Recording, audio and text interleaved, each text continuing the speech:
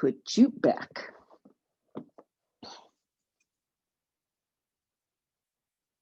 So please sit up straight.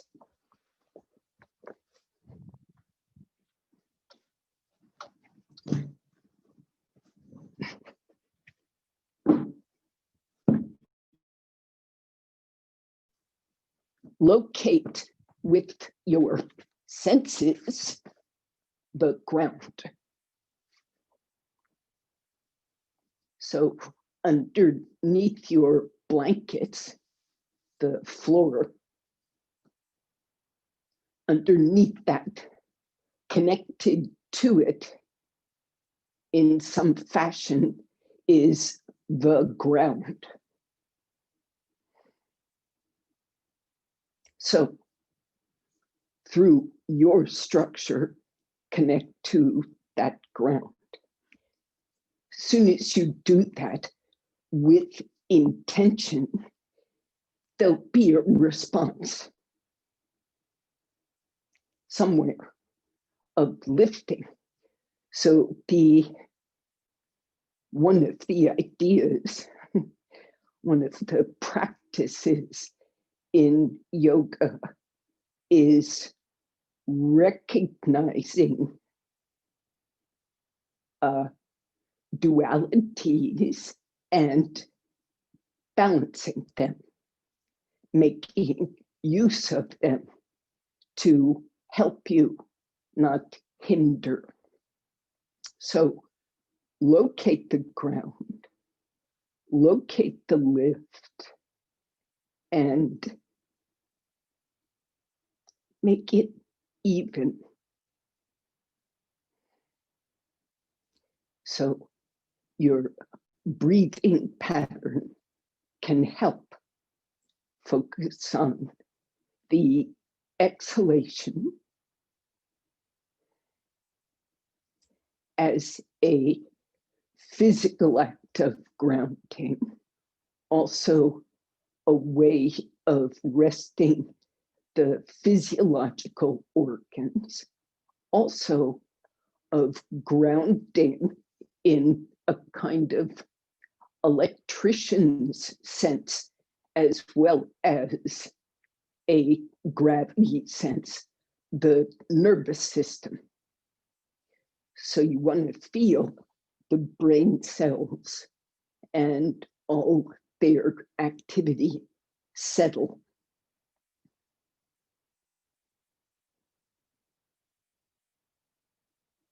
Brain's still awake, you're not falling asleep, but there's there's two kinds of grounding. One is to the earth, which is a, relative to us, solid, immovable, unchanging thing, not counting earthquakes. Put that aside. We are constantly moving creatures, so our sense of grounding is both to the earth, but also an internal grounding. So that grounding goes away from the mind and out toward the extremities, or at least away from the mind.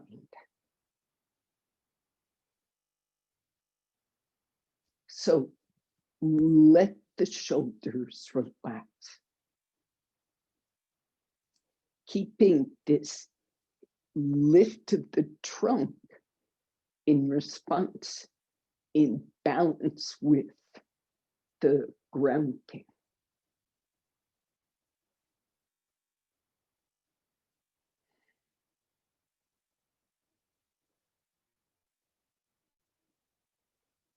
Join the palms. Now, the palms ground toward each other.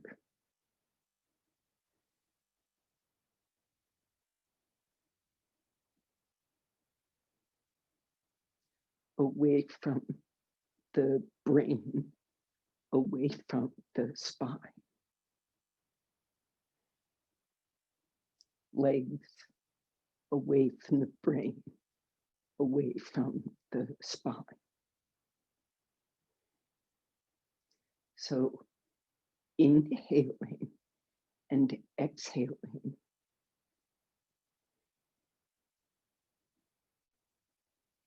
You can feel this movement of the breath throughout the trunk, pelvis, abdomen, chest, throat, head. So right at the center is the abdomen diaphragm. Make sure these ribs are lifted. Make sure that diaphragm is open so that just above it, the heart is supported, is given space. So this elevation and expansion of the diaphragm, spreading that diaphragm, helps keep the heart open.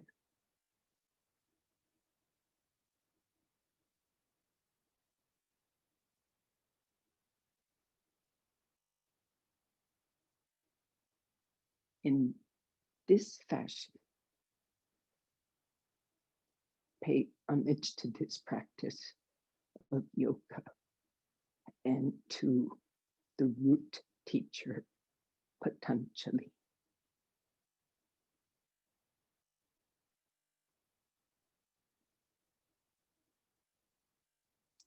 Bow to your heart.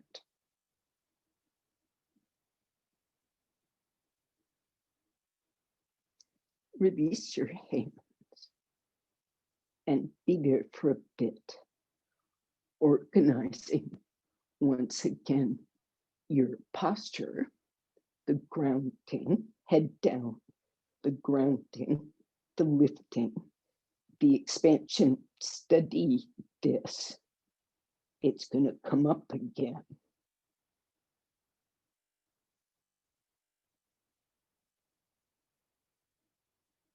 Then raise the head, open the eyes, stretch your legs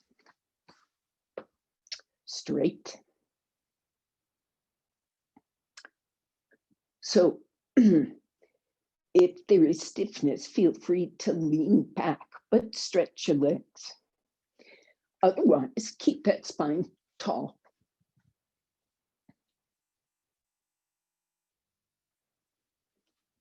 Okay. Let's see. Take the legs. Excuse me, you can remove support depending on your flexibility, but take Upavishta Konasana. So you may retain support. You heard me talking for 8 minutes there about the ground and the lift and the connectivity of the breath to your efforts to ground, especially starting with the exhalation. The inhalation kind of follows the nature of the exhalation. So if you get these compartments operating right, they start assisting each other. So stretch your legs out. Get your buttocks and thighs on the ground. Use the arms to assist. When you stretch that arm down, it gives you an opportunity to, it makes room for the chest to come up. If the shoulders are closed, your chest can't lift. If those arms ground, you make space for those ribs to come up. Lift the ribs, widen the ribs, turn to your right, left hand back, right hand back, left hand forward. Take any appropriate support that helps you maintain the lift of the chest. If you have trouble here, it is useful to take height. I've got this bar wall behind me, but you could take a brick or a chair behind you. The point being, get the ribs up enough that you feel this middle zone have freedom. Gay, you should try bricks. So if you see me from the side, change sides, please. On the floor, there you just see less airspace in the armpits. If I come up on some kind of height, that should be visible, right? This is me trying to lift my chest, doing a pretty good job, but I add some height, and suddenly more room is available. Stretch your legs, widen across the ribs. Now, spend a few minutes here, minutes. You can come out if you need to, but observe pelvic breathing, left and right side. That is from the navel to the pelvic floor. How is your exhalation? Filling, emptying. How is the inhalation? Filling. Now, I say exhalation, filling, because the movement, the action of pelvic muscles on the exhalation acts to distribute, you might say, that breath. It sort of draws, it moves it to all corners. Anywhere it's needed, anywhere your mind perceives is a closed corner. Now you come to the navel itself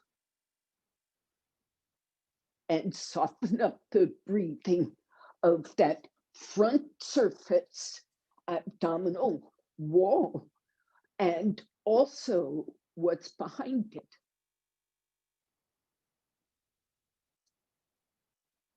Use the lift of the elbows. Use your internal sense to figure out if you're swooping off to one side or if you are vertical.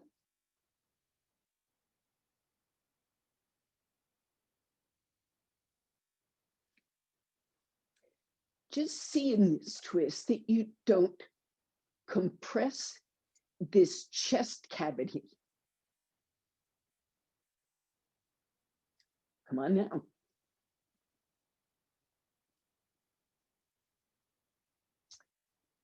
Okay. Baddha Konasana. Now, let's go into it my way. You may take height under your hips. I kind of recommend it, and not kind of, I do recommend it for people who haven't tried this before. So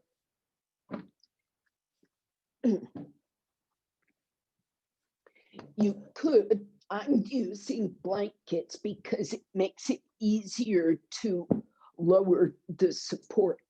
You could just as easily use a bolster which is a bit higher.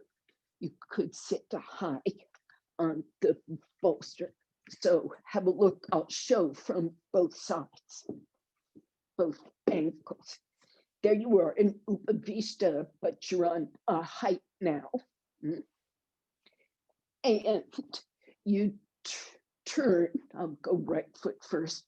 By the way, if you need knee protection, a strap or a rope behind the knee is helpful. Roll your right thigh out.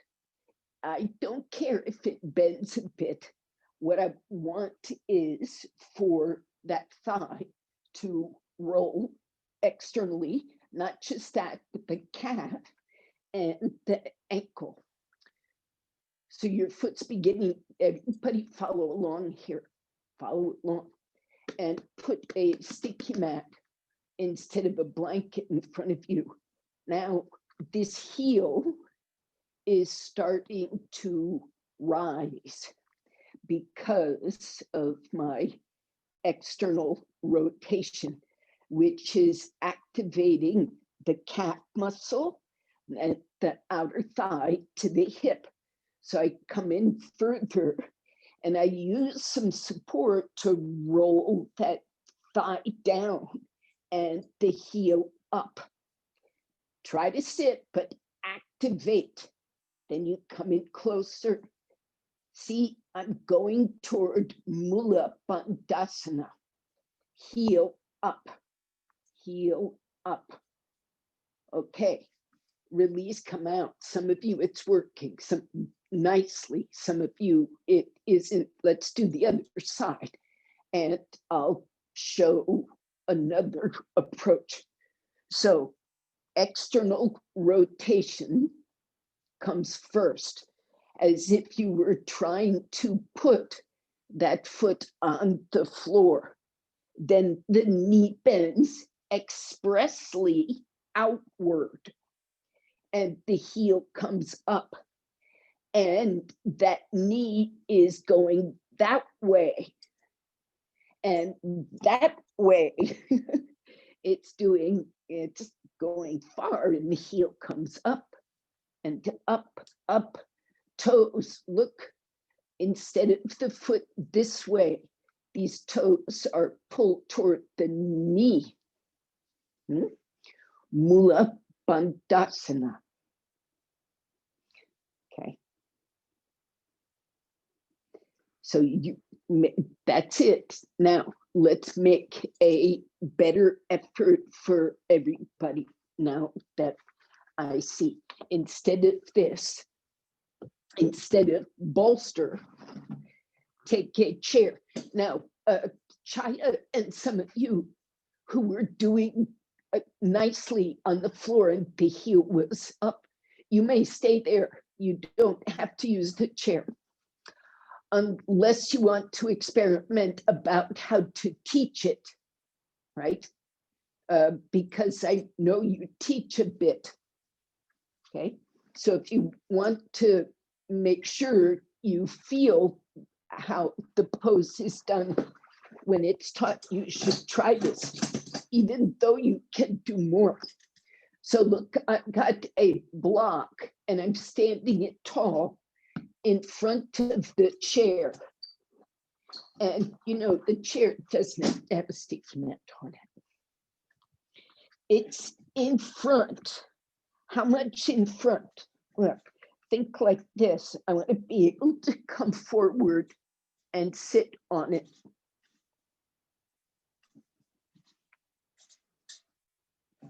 So I'm half supporting with hands, half on the brick. Okay, now that brick is there, you figured out where it needs to go.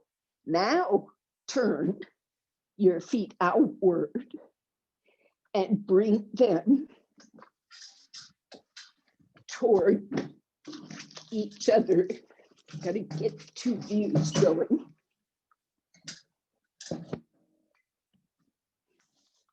Toes out,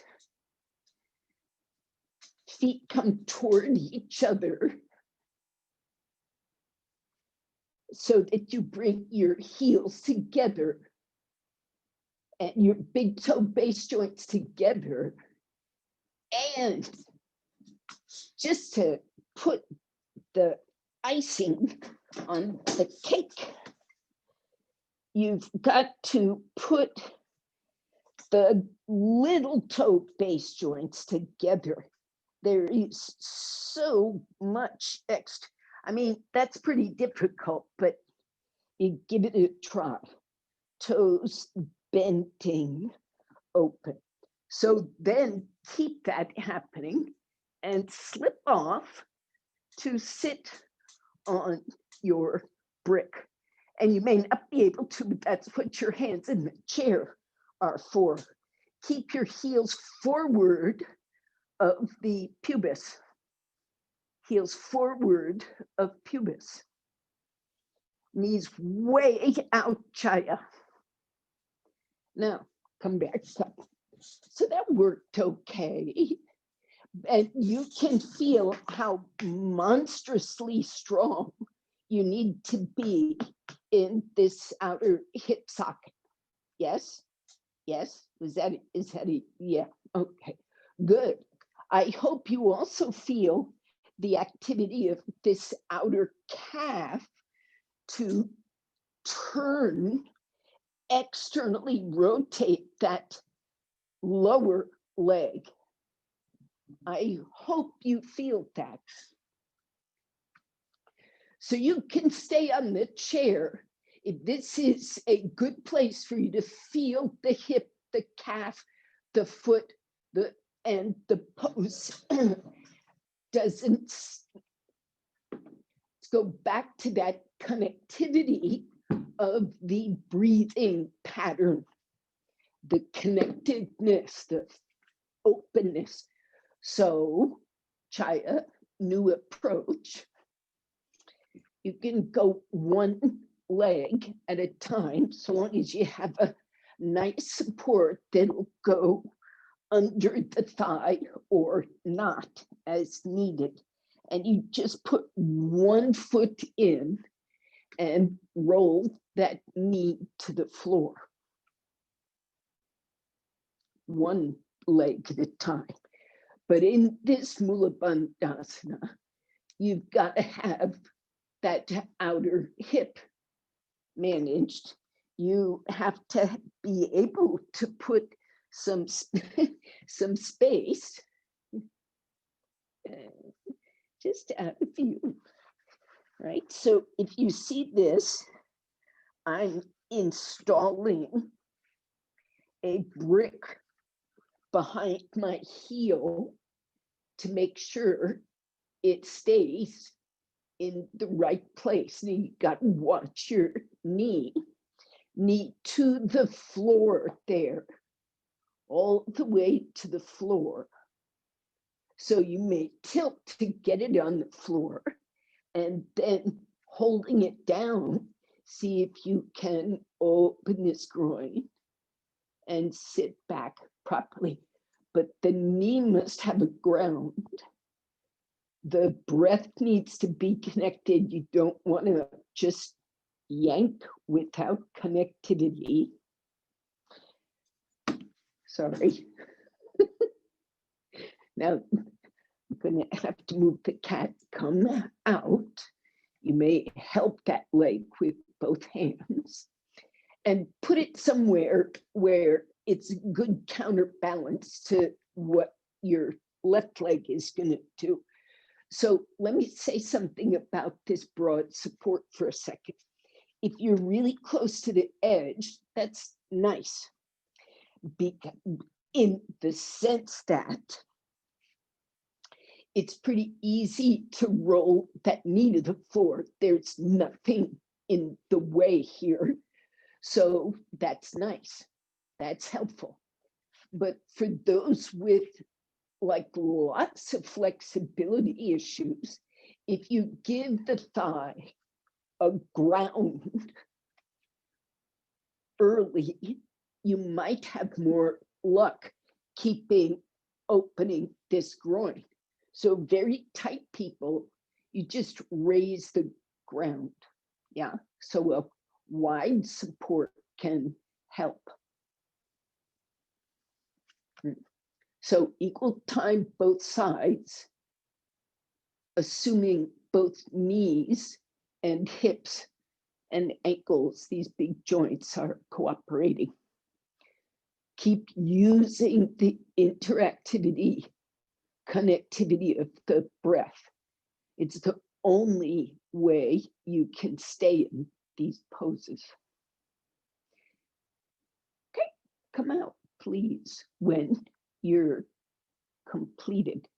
And you can return to your version of Upavishta Konasana. So if you're on height, back up on that height a bit. So the femur bone, thigh bone is supported. So it's as if the thigh is grounding, not the butt bone on this tilt that you're on.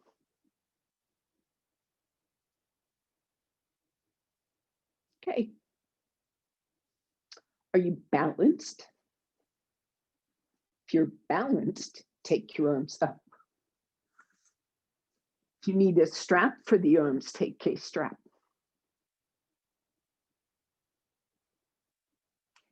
Interlock your fingers. Stretch your palms up. Can you keep those arms behind your ears?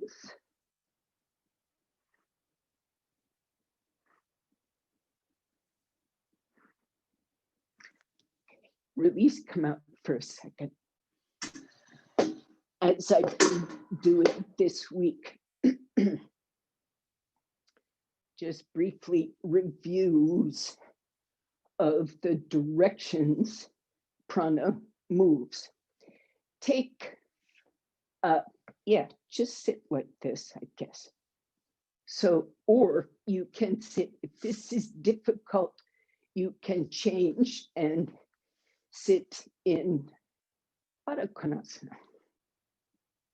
We never did do Baddha Konasana. You should all sit in Baddha Konasana. Let me take you there now. Now, after all that Mula Bandhasana, take Baddha Konasana on whatever height is suitable. Personally, I like a little bit less support.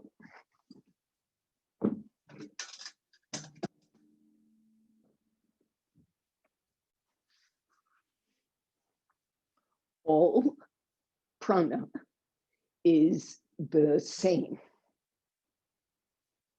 We in the human form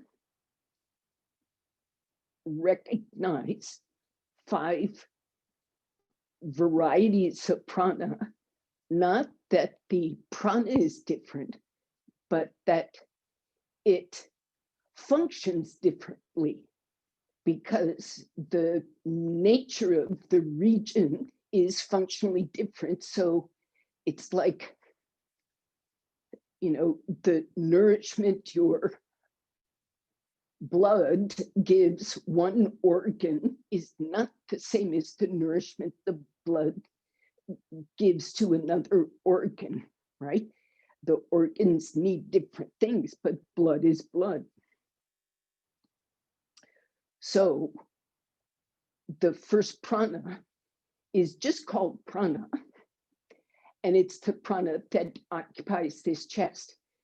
So just using the ribs, lungs, opening that diaphragm, helping yourself inhale and exhale, and using your limbs. There's all kinds of ways we work, and they're all forms, by the way, of grounding that may allow you to open this chest. So first prana is the one that lets you functionally breathe, oxygenate. Second prana of interest is the prana that washes downward toward the pelvic floor. So sometimes you feel it it can be felt in the inhalation. There is this inhalation that seems to, go from the nose to the pelvic floor in sensation. But you can also feel it on the exhalation in the way we were discussing earlier. You can use the exhalation to move prana, energy, effort, mind. It's all prana downward. So it can be felt on exhalation or inhalation. Next, it's called apana. Prana, apana. Next of interest is the prana that goes upward. From this chest region, the exhalation goes up through the throat and out through the structurally or gross body. It goes out the nose, out the mouth. Suddenly, it goes into the brain cells. Okay? And it can be felt in certain ways on inspiration and in other ways on expiration, exhalation. I called it inspiration because that's the sort of the other word, but inspiration is this mental enlivening that comes.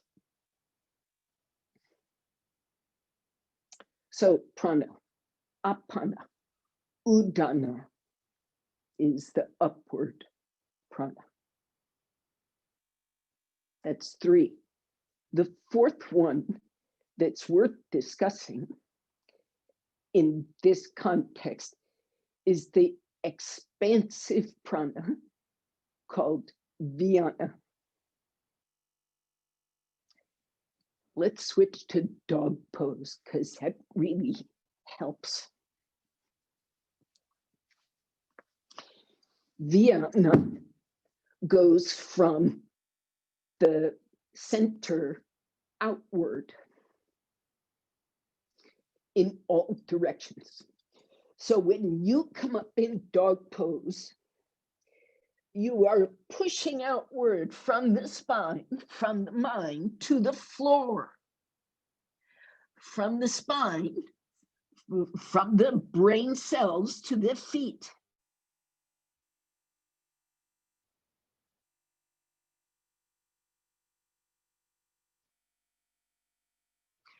Your exhalation, we say, exhale, press into the ground through the palms.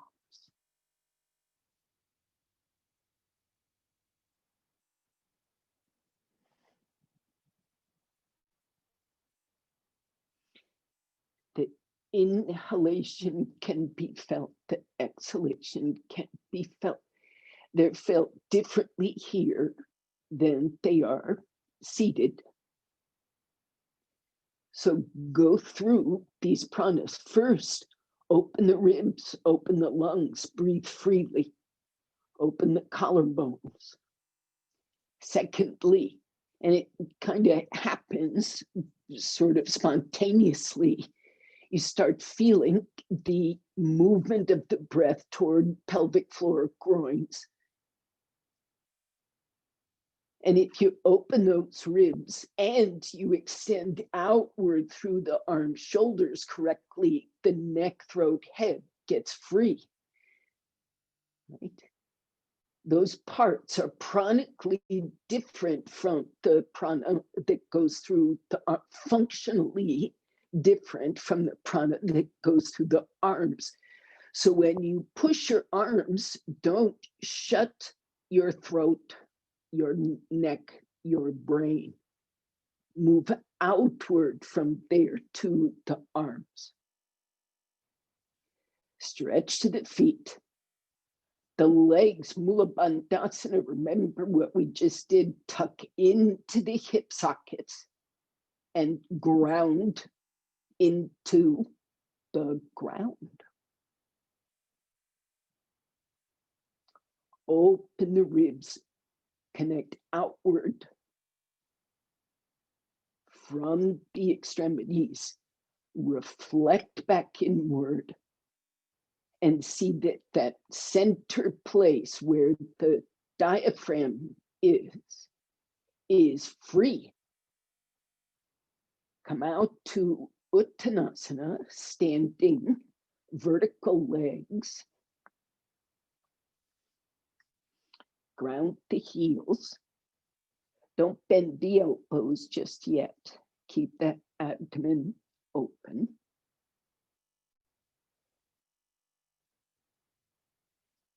So with practice, it takes almost no time to connect to your pranas, plural.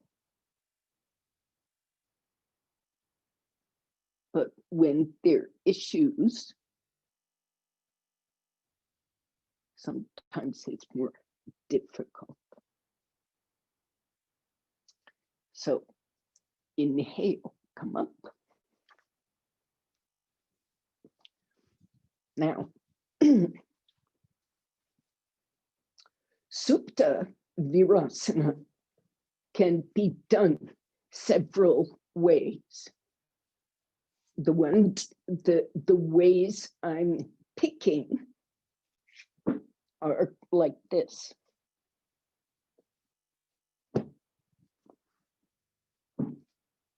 If possible, this is for those with some experience. If possible, you sit in Virasana. If you don't go exactly to the floor, I don't mind, not a problem. And you go back with this chest supported as high as may be. But it's transverse, that support goes sideways across this chest band. Now you've got enough support that the head will rest. And if you see it from the side, my neck is not completely supported, but my skull is happy. Now, I could do it on a brick as well, or a brick underneath and a blanket on top. That's nice.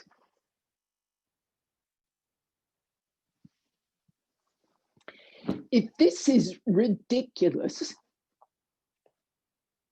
those who can see it doesn't seem ridiculous.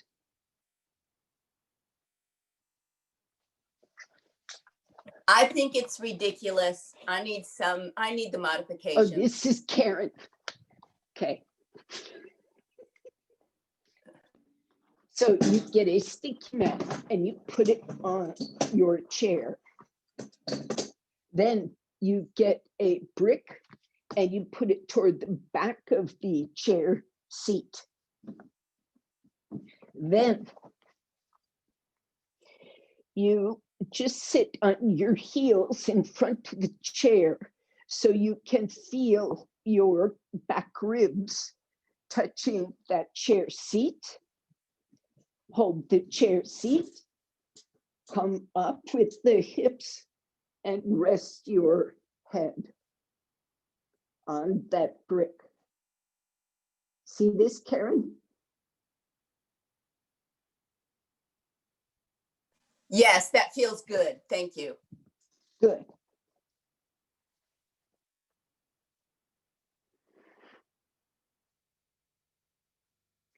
Now, Karen, the chest and Kathy, if the chest opens well, now don't put your lumbars on the chair. It is just below the shoulder blades on that edge of the chair.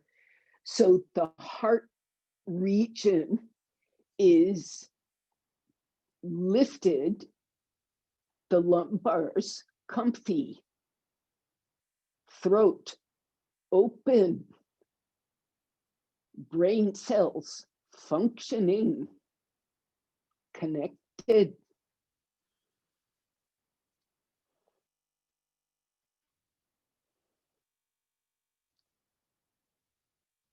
Prana, apana, release the groins. Udana, keep your throat soft. Vyana, stretch through your toes, shins, toes. Open the base joints of the feet. You can stretch through your arms, thumbs, fingers. And in the same way, the arch of the foot deepens when you stretch through the foot bones. The arch of the palm gets deeper and sort of receptive, inwardly receptive. Come up carefully. Prepare. Hands to the heels, lift your chest. Come up. And as soon as may be, you come forward symmetrically onto those hands and knees and take something like dog pose. It could be closer to Uttanasana, somewhere in between. It doesn't matter, but symmetrically stretch the legs, roll the heels down. This is like Dandasana. Take care of the knee.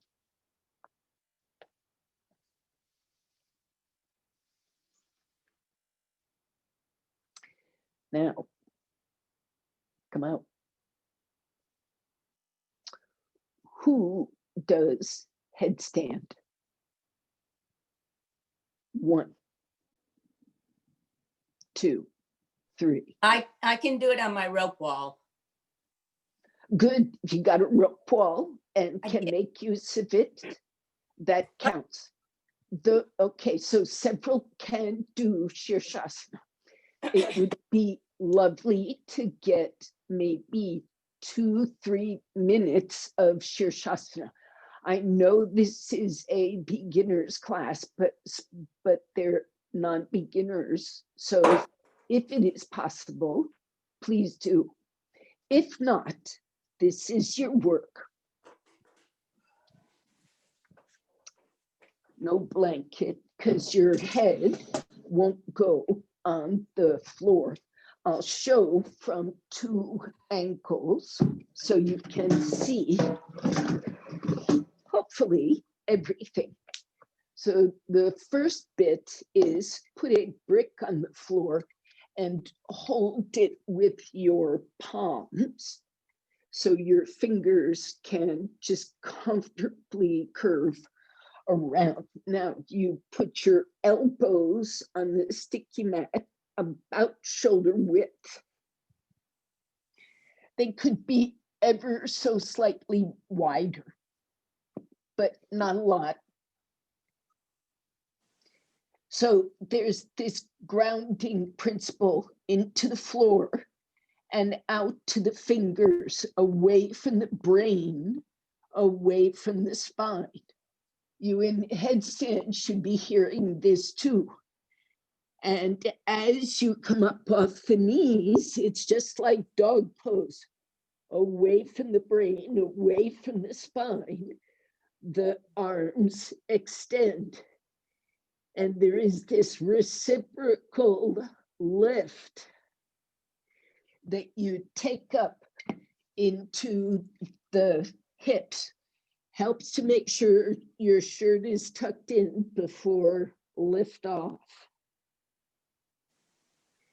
So as you go upside down, pay attention to the connectivity of start your exhalations, but then inhalations. And as you stretch your legs, use your breath to send that connection out through the feet.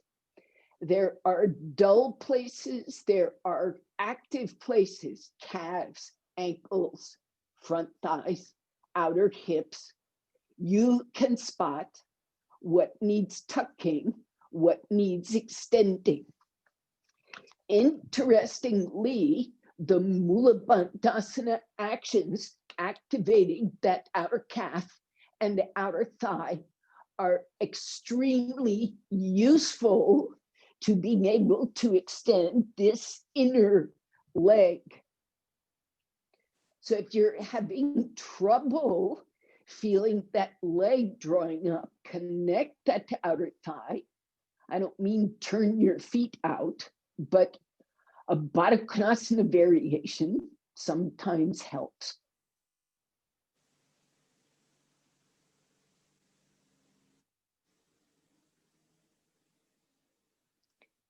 There's a very similar thing in the arms.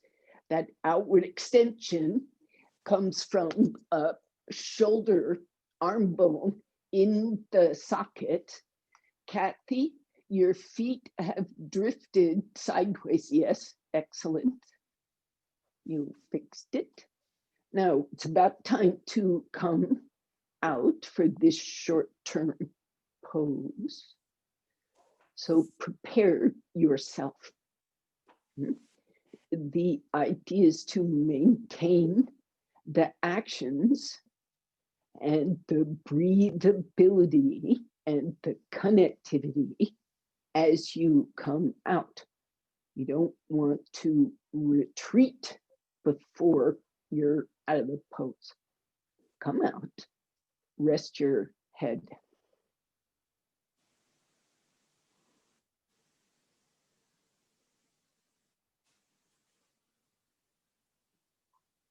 Rest your head, regulate your pranas.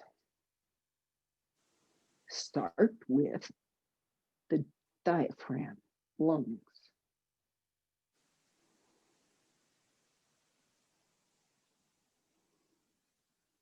Then come up.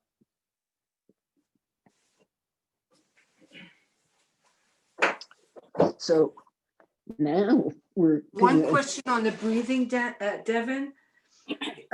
In certain things, yeah. Sorry.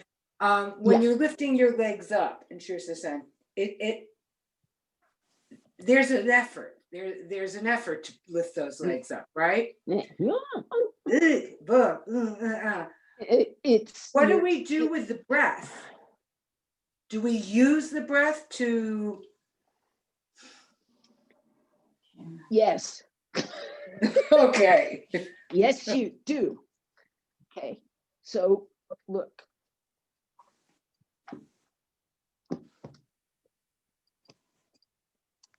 This is the abdominal work, Karen. Okay, so what did I, oh, the cat making noise. When I go up, look from here. Okay. The groin leg connection and into this abdomen. So I'm breathing. I'm breathing. I'm breathing. Oh, wow. I'm breathing. I'm breathing. I'm breathing the whole time. Oh, wow.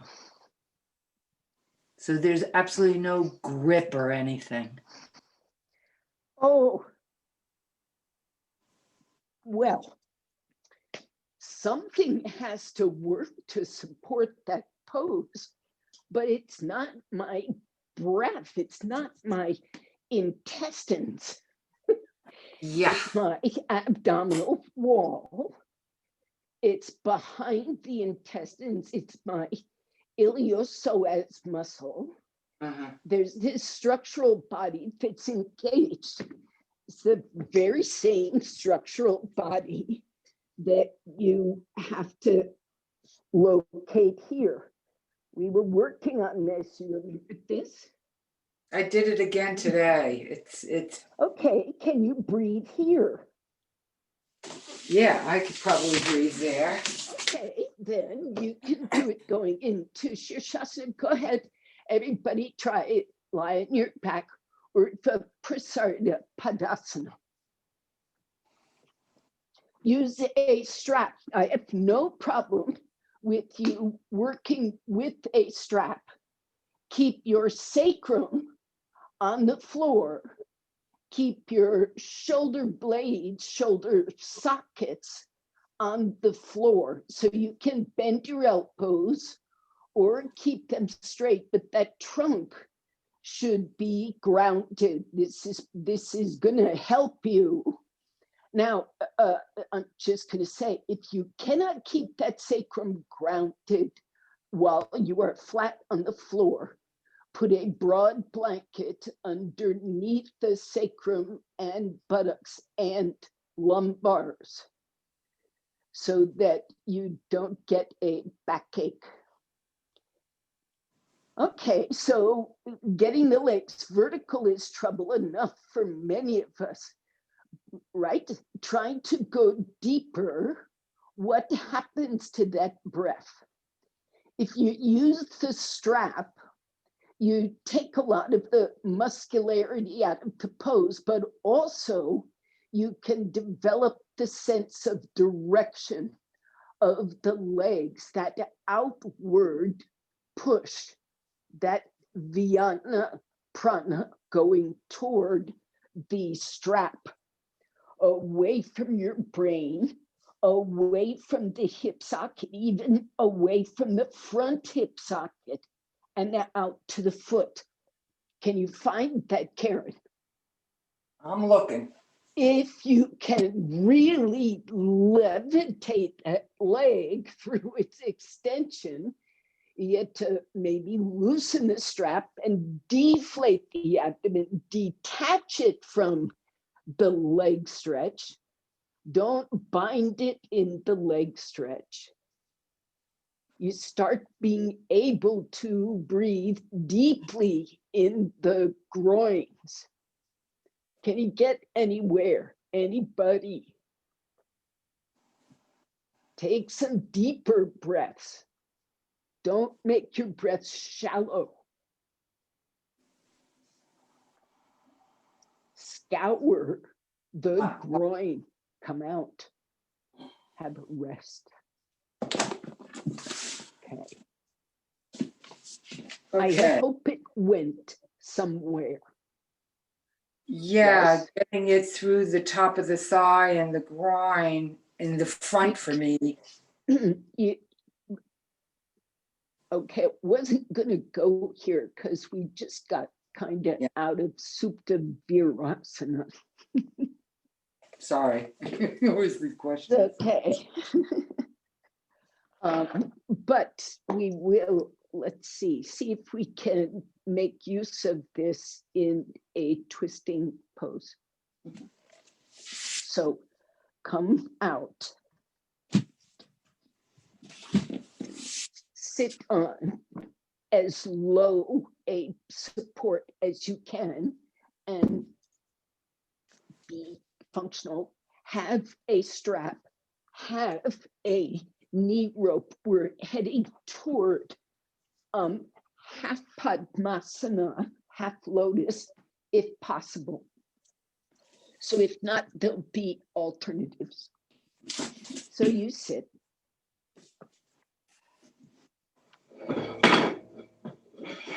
And with your right leg, and I put my knee rope in because I have some cartilage worn away on this inner knee, so it just sort of always put a little spacer in there, even when I do not experience knee pain, because I'm 66 and I don't want any more. So I go for Mula Bandhasana, which gets the hip open and the heel up. And if that heel is roughly as high as the other thigh, it can be offloaded, usually safely, right? So you've already got that knee down, and you've already got all the external rotation. So what is left is to just offload the foot. You can even keep that pose wide because of where we're going with this. So don't break your ankle. If your ankle is bothered by this bending, if it feels bent, you can take a roll. You see this, and you can support that ankle and protect it from too much fold. Okay, all right. The point of this is a twist. Can you sit up straight?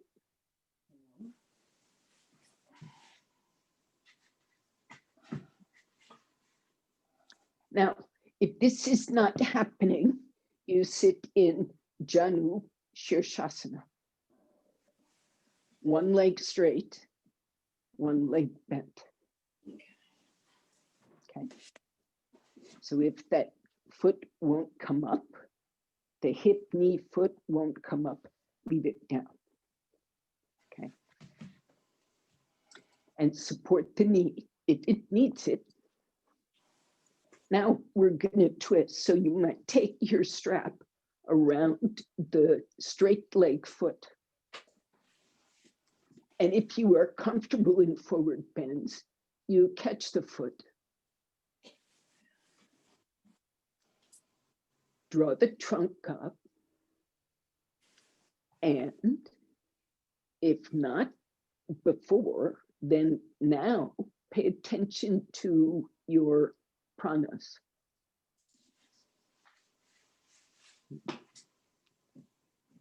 Okay. So these pranas, probably always the first one is, can you move that diaphragm and those ribs? Are you in a position where this fundamental mechanism is free? And from there, you look, I gave you an order down, then up, but that's not necessary. Sometimes you really have to push out through those legs and pull and activate the arms. Sometimes the first thing has to be that fourth prana. Now, second thing, sorry, first one is, can you breathe?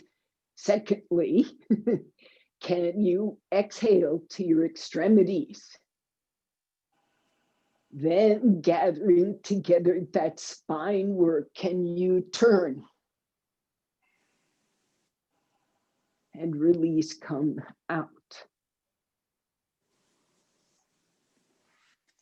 Help this leg. You scoop under the thigh, scoop under the ankle, turn the knee straight. If you need, you support that knee as you stretch the legs straight. So, with suitable props, side 2, Mula Bandhasana. This is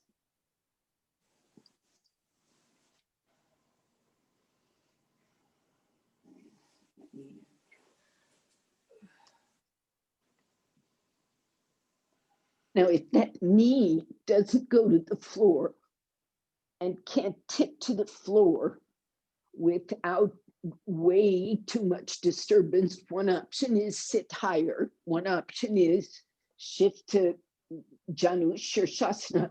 You get to find out. I do personally don't mind the knee being afloat if there is no pain and pressure at any point. That's just a matter of giving the hip time to find its way. But you're not permitted in my class to put your knee joint at risk.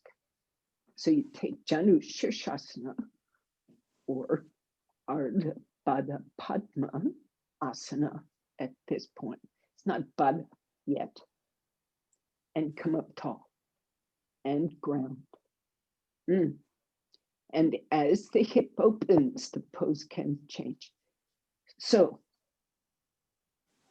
make sure this pelvic region has space. Come up, come over. Some people stretch this arm because it's just a mechanical way of opening up that basic breath. One arm, two arms. Open up the breath. Open up the structure that gives you that breath. Then you come forward, keep the ground. Now sort your breath out.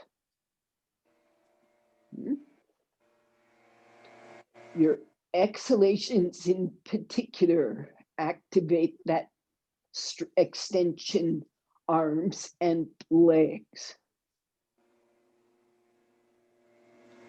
Exhalation helps the rotation of that middle body, lower rib cage.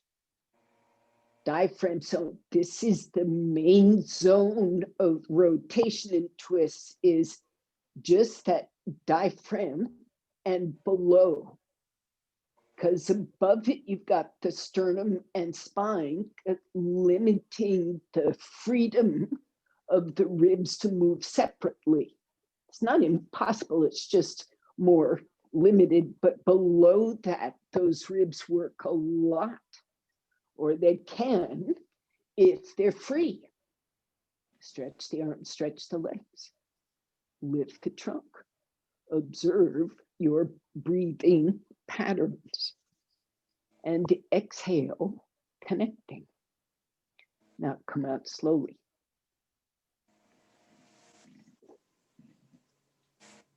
Scoop your leg out, lifting the thigh up so the hip and the knee are quiet. And then once they're in alignment, stretch them straight. How did that go? Were you okay? Yes? No? Okay. Good. So show of hands is good then. Can we please repeat that just briefly so I can show you one last thing about it? You want to take, I have two devices, right? Two straps, if you've got them. If you're flexible enough to catch your foot without a strap, you only need one strap, okay? So look, my right knee bends. And let's say you go to Janu Shirshasana. It's all the same. You take a big loop, large loop, put it around your ankle and run it over that hip, same hip. Now, if you're in your Padmasana, you slip on that strap and you do the same thing. Ankle strap going over its own hip. Okay, so now do all your stretching.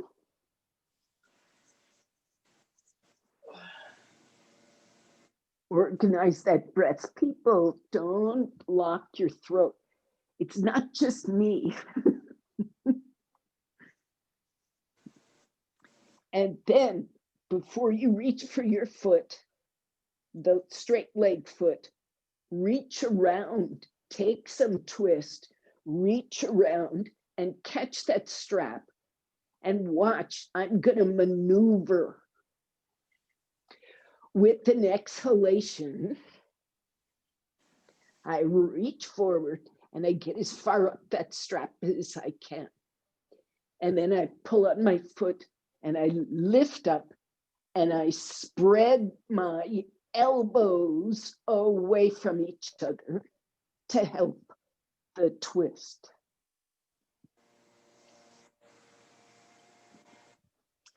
So in an ideal world, your spine will be very tall and your shoulders will be turned and will be running parallel to that straight leg. Come out slowly.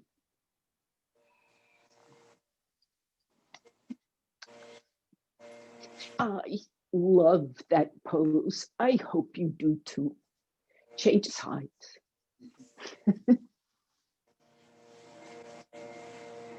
That pose makes me happy. Bend your knee. It's also good for your digestion. Strap as needed. Anything will do so long as you can catch it with that hand behind you. Head toward half Padmasana or Janu Shirshasana. Run that strap over the same side hip. Then you need to ground the thighs. And let me say, it's not just to the earth ground, but it's to the extremity. So get out there. There's two grounds. There's the unmoving ground, and then there's the ground you have to always have with you while you're moving. Stretch the arms up. Right? Get that space, then you come back down. And the first thing is rotate, maneuver, breathe, coordinate, connect, walk up that strap, catch your outer foot, stretch your legs to the feet, get your nervous system grounded, get your body grounded, and you come up. Now, if you have clasped your hand too close to your ankle for your personal body, you will be limited in the turn. Your shoulder girdle will bind you. So loosen up on that strap and see if freeing the shoulder girdle doesn't help you use that rib cage spine rotation better.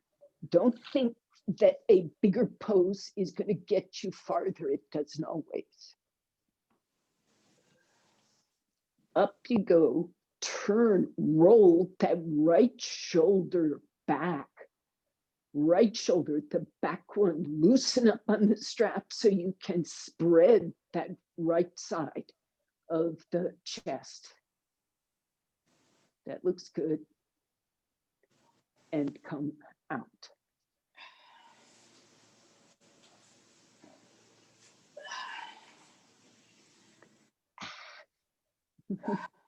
Whoever's not muted, you're sighing heavily. Okay. It's Karen. Okay. So, are you okay? I hope you're okay. Stretch your legs. Lie on your back with your knees bent and the feet on the floor. Let the spine not just settle to the ground, but spread out. Likewise, the organs settle and spread. And if you keep the length of the spine, the rib cage won't feel constricted, right? So keep that extension of the spine so this frame of the ribs stays open. Then you can stretch your legs straight, one at a time.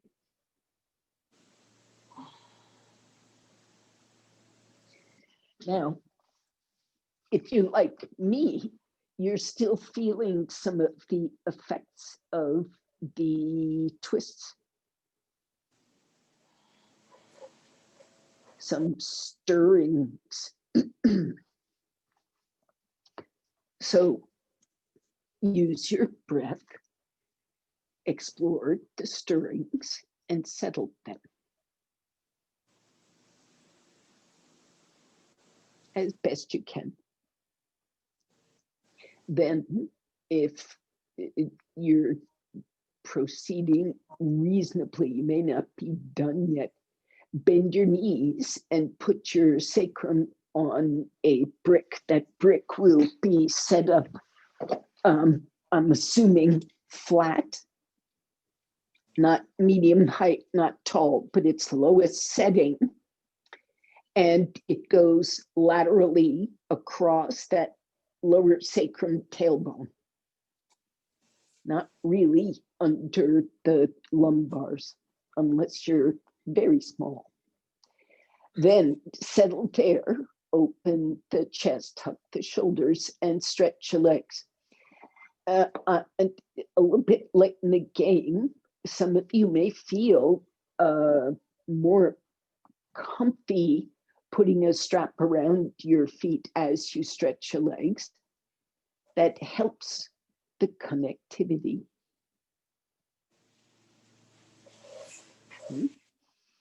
So if there's any sense of density in the hips, don't put your feet together. You separate the feet about hip width, and that strap can just go across the feet, right around, arch the back of the foot, right at the front of the ankle. So the legs stay about hip width as you go.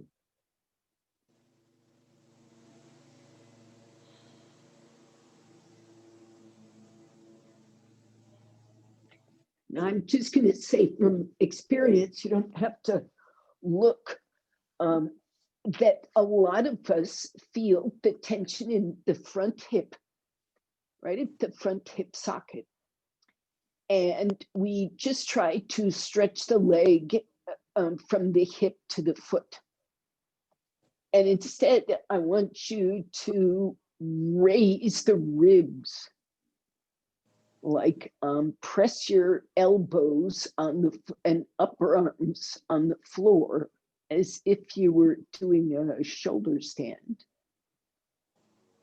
which you kind of are in a sneaky way. And in this position, see if you can elongate the waist.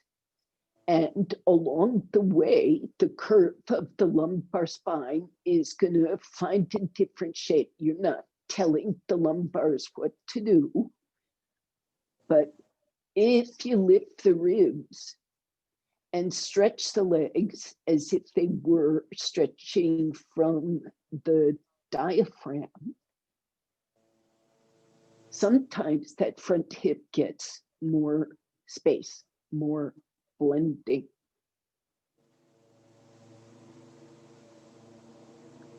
And you can encourage a little more participation. And get back close to the hamstring, closer to the hamstring.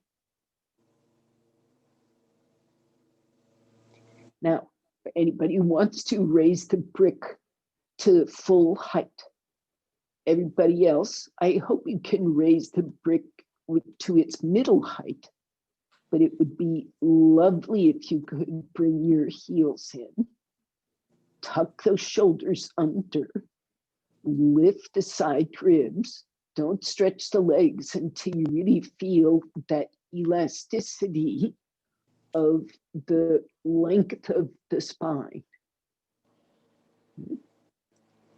So when you breathe, those ribs stay open and the leg is stretching more from the diaphragm.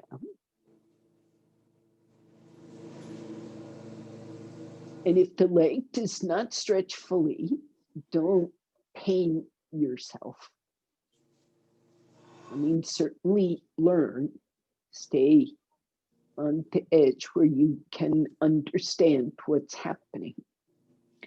But sometimes you understand more by raising the feet and finding a way to completely straighten the leg comfortably then you start finding that connectivity better.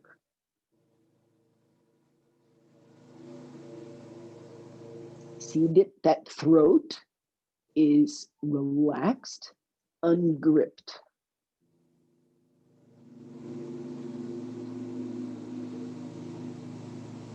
Now, technically, it's the end of class. So you are free to come out of this pose, prepare yourself, watch your pattern of breathing as you move.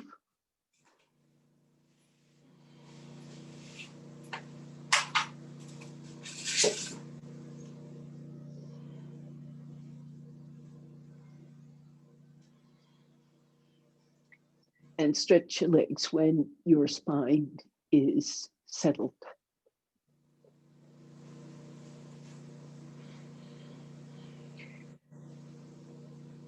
So adjust your Shavasana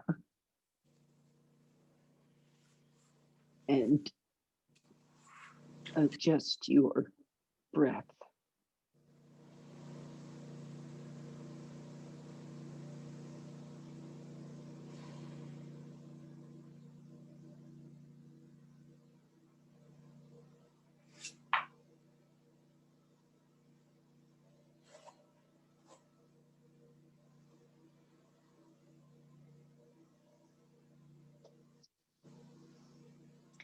Now, don't forget, those who are joining the 9:30 class don't do Shavasana.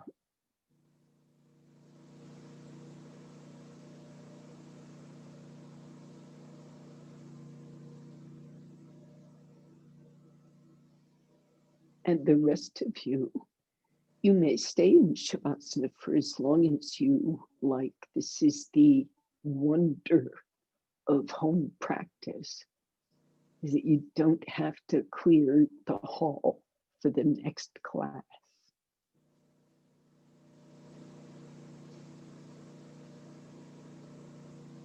So I say Namaskar.